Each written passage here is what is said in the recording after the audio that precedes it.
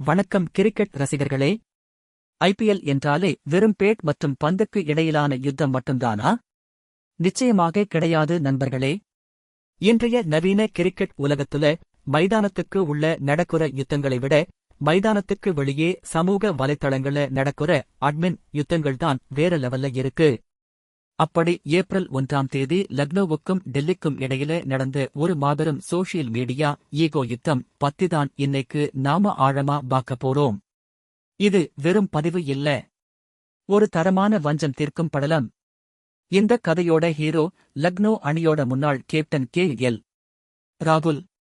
லக்னோல இருந்து வெளியேறி அவர் டெல்லி அணியில இணைஞ்சது எல்லாருக்கும் தெரியும். இப்போ அவர் ராஜாவா வலம் வந்த அதே லக்னோ ஏகானா மைதானத்துக்கு டெல்லி ஜெர்சியில திரும்ப வர்றாரு. இந்த மாஸ் ரீ என்ட்ரியை பில்டப் பண்ற விதமா டெல்லி அட்மின் ஒரு வீடியோ போட்டாரு. லக்னோ மைதான படிக்கட்டுகள்ல ராகுல் மாசா இறங்கி வர்ற மாதிரி அந்த வீடியோ இருந்துச்சு. எங்க சிங்கம் உங்க கோட்டைக்கு வருது அப்படிங்கிற ரேஞ்சுக்கு எதிர்பார்ப்பு எகிரிடுச்சு. மேட்ச் ஆரம்பிச்சது. டெல்லிக்கு 142 ரன்கள் டார்கெட். எல்லாரும் எதிர்பார்த்த மாதிரி ராகுல் ஓப்பனிங் வர்றாரு. பந்தை கையில எடுத்தது முகமது ஷமி. ஆட்டத்தோடு முதல் பந்து.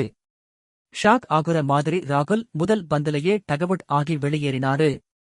எந்த மைதானத்துல அவர் கேப்டனா கெத்து காட்டுனாரோ அதே மைதானத்துல சந்தித்து இந்த கோல்டன் டக் டெல்லி ரசிகர்களுக்கு பெரிய ஏமாற்றமா அமைஞ்சது. விக்கெட்டை எடுத்ததும் லக்னோ அட்மின் சும்மா இருப்பாரா?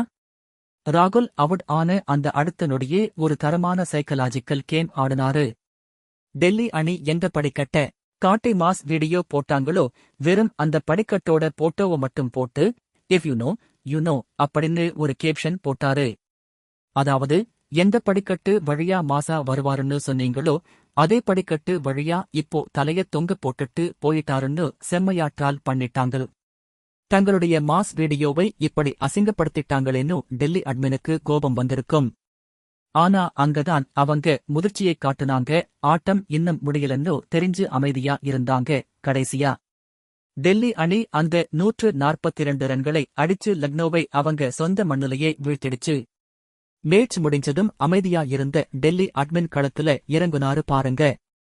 லக்னோ போட்ட அதே படிக்கட்டு போட்டோவை எடுத்து அதுல கடந்த 5 மேட்ச்லயும் டெல்லி அணி லக்னோவை வீழ்த்தின புள்ளி விவரங்களை எடிட் பண்ணி போட்டாரு.